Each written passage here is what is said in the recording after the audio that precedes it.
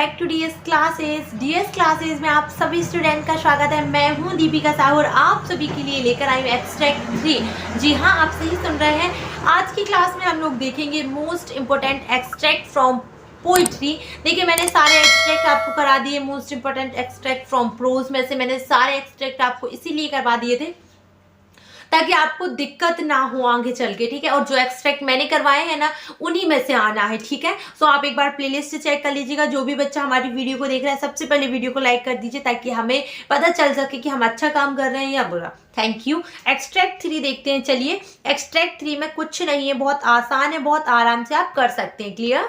देखिए कैसे करेंगे हम बताते हैं। सबसे पहले हम एक्सट्रैक्ट को अपन समझ लेते हैं कि एक्सट्रैक्ट में बात क्या की गई है, ठीक है।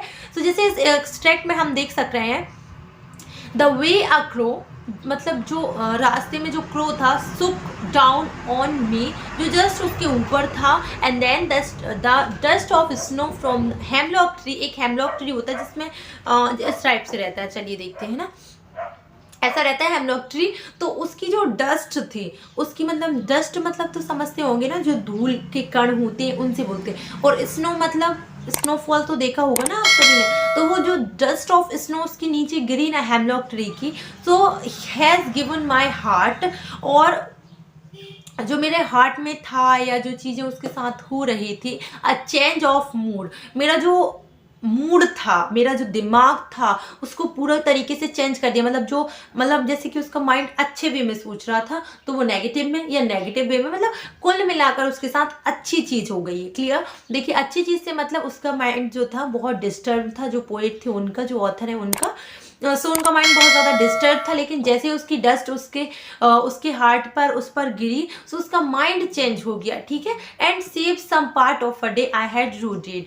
उसके डस्ट ऑफ स्नो उसके ऊपर गिरी, देन उसका कुछ पार्ट, मतलब जैसे आधा दिन उसका खराब चला गया तो आधा दिन उसका बच गया, क्योंकि उसका मूड हो गया था चेंज। अब उसका दिन जो जाएगा वो मोस्टली जो है, सिंपल सी बात है कि अच्छा ही जाना है। यहाँ से ये नहीं बता रहे हैं, जो पोएट है वो ये बताना चाहते हैं कि ज़रूरी नहीं है जिनको आप नेगेटिव मानते हैं, जो सोचते हैं कि जो क्रो होते हैं वो नेगेटिव का संकेत होते हैं, नेगेटिव मार्क होता है, बट ऐसा कुछ नहीं होता है। कभी कभी ये चीज़ें भी हमें अच्छा फील करा देती हैं। तो आप मतलब इस पोएम को मैंने बहुत डीपली समझा चुकी हूँ, तो अब मैं उस पर टाइम वेस्ट नहीं करना चाहूँगी, क्योंकि आपका टाइम वेस्ट हो गया तो मुझे बिल्कुल अच्छा नहीं लगेगा।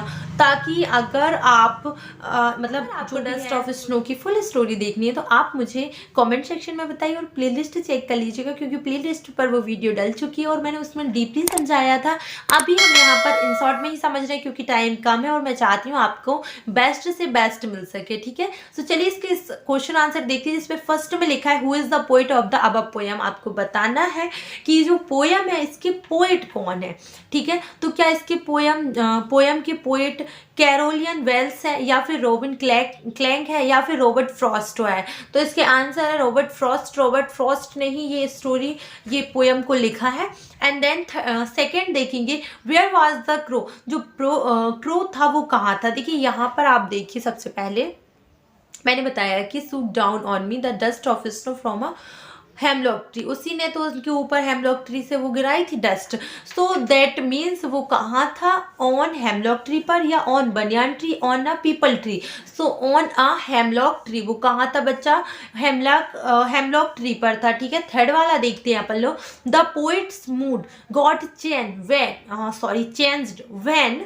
कब चेंज हुआ उस पोइट का मूड, मतलब रॉबर्ट फ्रॉस्ट का मूड कब चेंज हुआ था, जैसे उनके ऊपर डस्ट ऑफ स्नो गिरी थी। सो ही फेल स्लीप, जब उनको ऐसा लग रहा था मुझे स्लीप में मतलब सो जाना चाहिए तब, या फिर dust of snow fall on him, जब उन पर जो स्नो की डस्ट है वो गिरी थी तब, या ही स्टार्ट्स टॉकिंग, जब उन्होंने बात करना चालू किया था तब।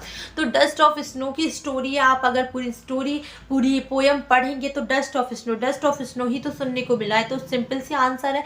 जो बच्चे नहीं समझ पा रहे उनको तो बस ये देखना है कि डस्ट ऑफ स्नो कहाँ लिखा है। सही पकड़े हैं। और हेमलॉक ट्री देखकर भी आप टिक कर सकते हैं, क्योंकि बात उसी की हुई है, ठीक है। फोर्थ देखते हैं, the crow and hemlock tree symbolized. जो क्रो होता है वो किसका प्रतीक होता है? जो हेमलॉक ट्री होता है वो हेमलॉक ट्री मैंने आपको बताया उसमें मतलब सारा कटीला वृक्ष होता है। सो ये जो चीज़ें हैं ना पूरा दुख का प्रतीक मानी जाती हैं, ये सारी चीज़ें नेगेटिव एनर्जी मानी जाती हैं। तो क्या इसका आंसर सॉरो है? क्या इसका आंसर हैप्पीनेस है? क्या इसका आंसर सेलिब्रेशन है? देखिए सेलिब्रेशन मतलब किसी चीज़ का उत्साह मनाना, उत्सव टाइप में, और हैप्पीनेस मतलब होता है खुशी। और जैसे मैंने कहा कि ये दुख का प्रतीक मानी जाती है तो सॉरो मतलब होता है दुख। तो answer is sorrow, right answer is sorrow. देखिए फर्स्ट का आंसर है, एक मिनट रुकिएगा आप बहुत कंफ्यूज हो गए टिक के चक्कर में। फर्स्ट का आंसर है रॉबर्ट फ्रॉस्ट, सेकंड का आंसर है ऑन हेमलॉक ट्री, और थर्ड का आंसर है dust of snow falls on him, and then fourth का आंसर है सॉरो। दैट्स इट, हो गया आंसर।